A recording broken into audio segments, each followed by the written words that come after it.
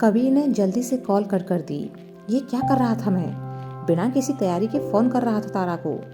पहले ये तो सोच लूँ कि कहना क्या है। बड़ी सिरदर्दी है यार। ऐसे मामलों में तो जैसे सलाह लेनी चाहिए। कैसे चलते फिरते ही लड़कियों से फ्लर्ट कर जाता है, और एक हम हैं जिन्हें अपनी बीवी से प्यार से बात करने में ही पसीने छूट रहे हैं। जाकर जैसे 2-4 लाइन लिखवा लेता हूँ। नहीं, वो तारा के सामने जाकर पक्का बोल देगा ये बात। देव से जाकर पूछूं क्या? नहीं, पिछली बार मुझे सजा और मिल गई थी इसके चक्कर में। खुद तो बड़ी रोमांटिक बात बना लेता है जब मौली की बारी आती है तो, लेकिन मेरे टाइम पर पता नहीं क्या हो जाता है इसे। क्या करूं? कबीर उठकर कमरे में इधर उधर घूमने लगा। फिर अगला ख्याल आते ही उसके चेहरे पर मुस्कान तैर गई।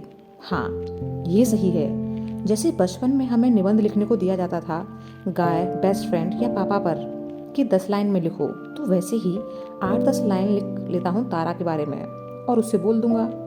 हाँ, यही सही रहेगा। कबीर पेपर पेन लेकर बैठ गया और तारा के लिए निबंध लिखने लगा। ऊपर टेरेस पर ऋषभ और सुनी चुपचाप खड़े थे। ऋषभ के चेहरे पर चिंता की लकीरें देख सुनी को बिल्कुल भी अच्छा नहीं लग रहा था, लेकिन उसकी कसम भी तो नहीं तोड़ सकती थी ना। सुनी उदास सी वापस जाने लगी कि ऋषभ ने टोका, अब तुम किधर जा रही हो?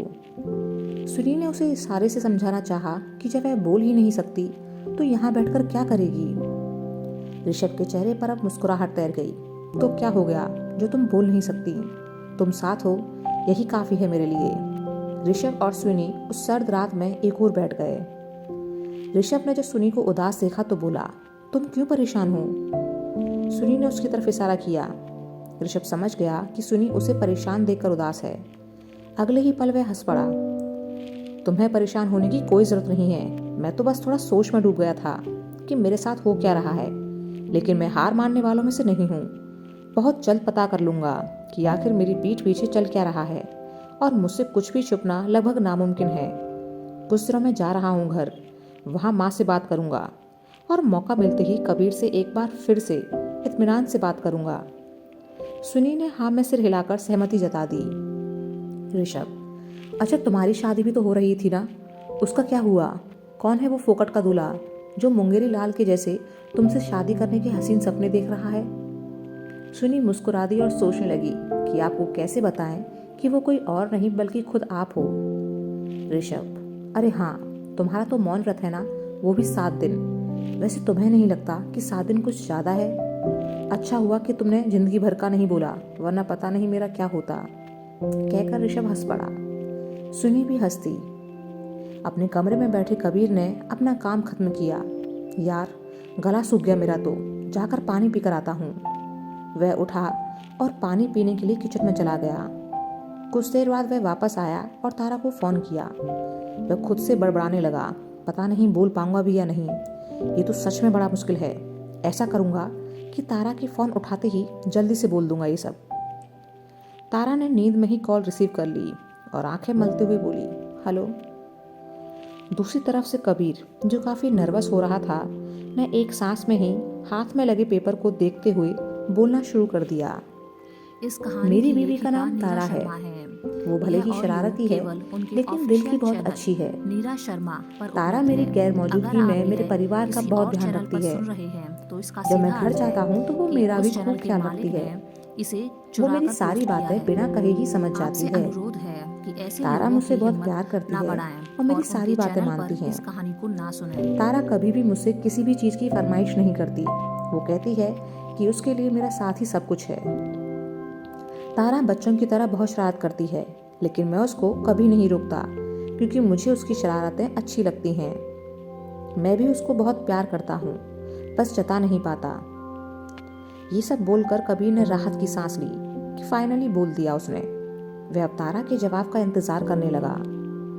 टेरेस से लौटते ऋषभ ने भी कबीर की वो सारी रोमांटिक बातें सुनी तो दंग रह गया। देर रात कबीर की ऐसी बातें सुन तारा के तो होश ही उड़ गए। उसे ऐसा लगा जैसे किसी ने उसे नींद से जगाकर 440 वोल्ट का झटका दे दिया हो। कबीर ने जब तारा की तरफ से कोई जवाब नहीं पाया तो हिचकिचाते हुए बोला, क्या हुआ? तुम्हें पसंद नहीं आया ये सब? तारा अब जैसे होश में आई। हाँ, पसंद आया ना, लेकिन ये सब था क्या? कबीर खुश होते हुए बोला, अरे वो देव है ना, मुझसे कह रहा था कि मैं अनरोमांटिक हूँ, बोरिंग हूँ, ये वो। तो मैंने सोचा कि ठीक है, मैं आज तुमसे रोमांटिक बातें करूँगा। मैंने गूगल पर सर्च किया कि कैसे रोमांटिक बातें करते हैं बीवी से, फिर खुद से ये सब लिखा। तारा हैरानी से बोली, ये तुम्हारी रोमांटिक बातें थी? कबीर, हाँ, यही तो होती हैं रोमांटिक बातें। सच में बड़ा मुश्किल था, क्योंकि मैंने इस तरह कभी बात नहीं की। तुम्हें अच्छा तो लगा ना? तारा के चेहरे पर एक प्यारी सी मुस्कान आ गई। हाँ, मुझे। वह अपनी बात पूरी कह भी नहीं पाई थी कि ऋषभ से रहा नहीं गया और वह जोर से हंसते हुए कबीर के कमरे में आ गया और दरवाजे के पास ही खड़ा हो गया। कबीर ने उसे देखा तो नाराज से बोला, तू यहाँ क्या कर रहा है? ऋषभ, तेरी रोमांटिक बातें सुन रहा था। कबीर, शर्म नहीं आती अपने भाई की बातें सुनते हुए? तुझसे तो वो देव ही अच्छा है जो ऐसी हरकतें तो नहीं करता। ऋषभ का ध्यान कहीं गया, फिर अगले ही पल ठहाका लगाकर हंस दिया। अच्छा, चल तुझे कुछ सिखाता हूँ। वह आगे बढ़ा और कबीर का हाथ पकड़ उसे खींचकर फर्श पर बैठा दिया और बिस्तर के नीचे देखने का इशारा किया। कबीर की नज़र बिस्तर के नीचे गई जहाँ देव छुपा हुआ था और मुंह पर हाथ रखकर हंस रहा था। कबीर हैरान सा कभी ऋषभ को तो कभी देव को देखता। देव का ध्यान अब उन दोनों पर गया तो हड़बड़ा गया और जल्दी से बिस्तर के नीचे से निकल बाहर खड़ा हो गया। ऋषभ उसे डांट लगाने का नाटक करते हुए बोला, शर्म नहीं आती देव, अपने भाई की रोमांटिक बातें सुनते हुए? देव हंसी रोकते हुए बोला, रोमांटिक? ये रोमांटिक होता है? ऋषभ, ज़्यादा तो मुझे भी नहीं पता, पर अब अगर हमारे कबीर भाई साहब बोल रहे हैं तो यही होती होंगी रोमांटिक बातें। अगले ही पल देव और ऋषभ जोर से हंसने लगे। कबीर छिप कर रह गया। हाँ, तो मुझे तो ऐसे ही रोमांटिक बातें आती हैं। देव, कबीरे तूने तो नाक कटा दी मेरी। मेरा भाई होकर तुझे रोमांटिक बातें करना नहीं आता। कबीर, पहले तू ये बता कि मेरे बिस्तर के नीचे क्या कर रहा था? देव, मैं खिड़की से तेरी हरकतों पर नजर जमाए बैठा था। बाद में तुझको बाहर जाता देख एक तरफ हट गया और तेरे किचन की तरफ जाते ही कमरे के अंदर आ बिस्तर के नीचे छुप गया, यह सोचकर कि जरा हम भी तो सुने कि तू तारा से क्या बोलेगा। कसम से तूने तो मुझे हैरान कर दिया। अगर आप देव और ऋषभ फिर से हंस पड़े। फोन पर उनकी सारी बातें सुनती तारा ने अपना सिर पकड़ लिया और हंसते हुए सोचने लगी, ये लोग भी ना, एक तो बेचारे ने पहली बार कोशिश की, ऊपर से ये उसे परेशान और कर रहे हैं। कबीर, तारा को पसंद आई मेरी रोमांटिक बातें, बस यही काफी है। ऋषभ, कोई पसंद नहीं आई होगी, बस तेरा मन रखने के लिए बोल रही है। देव ने कबीर का फोन उठा स्पीकर पर किया। तारा, सच बताओ, क्या तुम्हें कबीर की ये बातें रोमांटिक लगी? तारा, हाँ मुझे। तभी देव बोला, तुम्हें कबीर की कसम झूठ मत बोलना, क्या ये रोमांटिक बातें कम और निबंध ज़्यादा नहीं लग रहा था? तारा, देव क्यों परेशान कर रहे हो तुम दोनों कबीर को? वो जैसा भी है मुझे पसंद है। तुमने ही बोला उसे अनरोमांटिक। कबीर, तुम्हें खुद को बदलने की कोई ज़रूरत नहीं है, तुम जैसे हो वैसे ही रहो। देव की बातें मत सुना करो, ये तो खुद ही देवदास है। देव, देखा कबीर, तारा भी तुझे यही बता रही है इशारे से कि तेरी बातें रोमांटिक नहीं थी। कबीर ने उससे फ़ोन ले लिया और तारा से बाद में बात करने का बोल कॉल कट कर नाराज सा बिस्तर पर जाकर सो गया।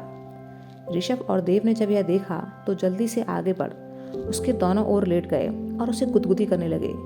कबीर उठ बैठा तो दोनों भी उठ बैठे और अपने कान पकड़कर सॉरी बोला। कबीर सोचते हुए बोला, वैसे मैंने वाकई बुरा लिखा था, पता है मुझे। देव और ऋषभ ने एक दूसरे को देखा, फिर कबीर के गले लग एक साथ बोले, बुरा नहीं, बहुत बुरा। तीनों ठहाकों के साथ हंस दिए। उधर सुनी राशि को डांट रही थी, तुम बहुत बेकार हो, हर बार ऋषभ जी की कसम देकर मनमानी करती हो अपनी। राशि, कोई दूसरा चारा नहीं था, कबीर सर ने जैसे कहा मैंने वैसे ही कर दिया, तुझे बोलने से नहीं रोकते तो प्लान खराब होने का डर था। स्विनी, पर मेहंदी चोट का आइडिया तो तुम्हारा था ना। राशि, अब यार दिमाग है मेरे पास तो थोड़ा तो दौड़ाऊंगी ही ना। स्विनी उदास सी बोली, यार तुम समझ नहीं रही, ऋषभ जी साथ थे लेकिन तब भी हमें बात नहीं कर पाए उनके से, अच्छा नहीं लग रहा। राशि, कोई बात नहीं यार, तू बस इस बात से तसल्ली कर ले कि भले ही बात नहीं हुई तेरी, लेकिन दीदार तो अच्छे से हो गया ना। स्विनी खुश होते हुए बोली, हाँ वो तो है। राशि, तो एक हफ्ते दीदार से काम चला ले, क्योंकि उसके बाद हम दोनों जाएंगे ऋषिकेश। फिर तू वहाँ से अजमेर जाएगी ताकि कुछ दिन बाद घर पहुँचकर ऋषभ सर को निशात से भी तो मिलाना है। सुनी, हमसे तो इंतज़ार ही नहीं हो पा रहा। राशि, मुझसे भी। अगले दिन सुबह सुनी ने घर पर फ़ोन किया और चाची जी से बोली, चाची जी हम शादी के लिए तैयार हैं। चाची जी ने जब यह सुना तो दंग रह गईं। पास बैठे चाचा जी और शालू ने जब उन्हें ऐसे देखा तो इशारे से पूछा कि क्या हुआ। चाची जी ने स्पीकर ऑन कर दिया ताकि वो भी सुन सकें। सुनी, आप बता दीजिए कब है शादी, हम छुट्टी लेकर आ जाते हैं। चाची जी, वो बेटा शादी कुछ दिन के लिए टाल दी गई है। सुनी, अच्छा ठीक है तो बता दीजिएगा अपनी तारीख। चाचा जी, चाची जी और शालू हैरान से एक दूसरे को देखने लगे कि सुनी अब कैसे शादी को हाँ बोल रही है। सुनी, हम यह सोचकर कश्मीर गए थे कि जब तक आप लोगों के दिमाग से हमारी शादी का ख्याल नहीं निकलेगा तब तक हम यहाँ वापस नहीं लौटेंगे, लेकिन हमने सोचा कि आप लोग हमसे इतना प्यार करते हैं, फिर हम भला कैसे आपकी बात टाल सकते हैं। चाचा जी, पर बेटा तुम तो। चाची जी, तुम सच कह रही हो। सुनी हंसती, क्योंकि हमें सब पता चल गया है आपकी शरारत के बारे में। कबीर सर ने हमें सब कुछ बता दिया है, लेकिन आप लोगों ने क्यों हमसे सच छुपाया। सालू तपाक से बोली, क्योंकि आपने भी हमसे सच छुपाया कि आप ऋषभ सर को पसंद करते हो। चाचा जी, हम सभी को तो वो पहली ही नज़र में पसंद आ गया था जब उसका फोटो देखा। चाची जी, पसंद अच्छी है तुम्हारी, हमें तो पता ही नहीं था कि हमारी भूली चिड़िया का दिल किसी रावण पर आ सकता है। चाची जी, चाचा जी और शालू हंस पड़े, लेकिन सुनी शर्मा कर रह गई। कुछ देर बाद सुनी बोली, हम बता नहीं सकते आपको कि हम कितना खुश हैं। थैंक यू सो मच, आप दोनों ने हमेशा ही हमें बहुत प्यार दिया है और अब तो इस शादी से दुनिया भर की खुशी दे दी। शालू, दी इमोशनल बाद में होना, पहले मेरी बात सुनो। शादी के बाद मुझे भूल मत जाना, बल्कि मेरे लिए भी कोई रिश्ता देख लेना उसी फैमिली में, ताकि हम हमेशा साथ रह सकें। सुनी, हाँ ज़रूर, ये भी कोई कहने की बात है। चाची जी ने शालू के सिर पर चपत जमाई, पागल लड़की। जय के पापा ने उसे फ़ोन किया। जय जानता था कि उसकी क्लास लगने वाली है। उसने हिचकिचाते हुए कॉल रिसीव की। पहले तो मिस्टर दीक्षित ने उसे जमकर डांट लगाई कि उसने इतने वक्त तक उनसे बात क्यों नहीं की, फिर हालचाल जाना। मिस्टर दीक्षित नाराज से बोले, इस बार तू घर लौट कर आ, तेरा ही इलाज करना है मुझे। जय, वो कैसे? मिस्टर दीक्षित, वैसे ही जैसे हर भारतीय माँ बाप अपने बिगड़े बेटे को सुधारने का तरीका करते हैं। शादी, तेरी माँ तेरी शादी के लिए लड़कियां देख रही है। 2-3 रिश्ते पसंद आए हैं, उनमें से जो तुझे पसंद आएगी उसी से तेरी शादी करवा देंगे। हम भला कब तक तेरे पीछे पीछे भागेंगे। पत्नी आ जाएगी तो वही खबर लेगी तेरी, उसकी निगरानी में रहेगा तो अपने आप लापरवाही करना भूल जाएगा। जय, पापा माँ से बोलो कि मेरे लिए रिश्ता ना देखें। मिस्टर दीक्षित, क्यों, शादी नहीं करनी? जय, करनी है, लेकिन लड़की मैं पहले ही पसंद कर चुका हूँ। बहुत अच्छी लड़की है वो, आपको भी पसंद आएगी। वो बिल्कुल वैसी है जैसी मैं चाहता हूँ। मिस्टर दीक्षित खुश हो गए कि जय ने पहल तो की खुद से। वो अब नाराज होने का नाटक करते हुए बोले, ये अच्छा है, लड़की भी खुद ही पसंद कर ली। अब ये भी बता दे कि कौन है लड़की और शादी कब कहाँ करनी है। सब तेरी मर्जी से होगा ना। जय उदास सा बोला, पापा प्लीज़। मिस्टर दीक्षित, अच्छा कौन है वो लड़की? घर वालों का नंबर दे उसके, मैं बात कर लेता हूँ। जय, सिन्हा सर की भतीजी है, माही। माही तो मुझे पसंद करती है, लेकिन Sinha sir. Mister Dikshit, Sinha sir पसंद नहीं करते तुझे? जय, हाँ। मिस्टर दीक्षित, और इसकी कोई खास वजह? जय, सिन्हा सर को कबीर सर जैसे शरीफ लोग पसंद हैं। मिस्टर दीक्षित, और सराफा से तेरा कोई वास्ता नहीं, क्यों करता है शैतानी, बदल ले खुद को। जय, मैं कहाँ कुछ करता हूँ, कितना मासूम सा तो हूँ, और क्यों बदलूँ खुद को, मैं जैसा हूँ बहुत अच्छा हूँ। प्यार में सामने वाले जैसा भी हो वैसा ही अपनाना चाहिए ना। मैं भी तो माही को बदलने को नहीं कह रहा। मिस्टर दीक्षित, तो अब क्या करेगा? जय, बस एक बार हॉस्पिटल से छुटकारा मिल जाए मुझे, फिर मैं खुद सिन्हा सर से बात करूँगा। जब मैंने प्यार किया है तो सिन्हा सर का सामना भी मैं ही करूँगा।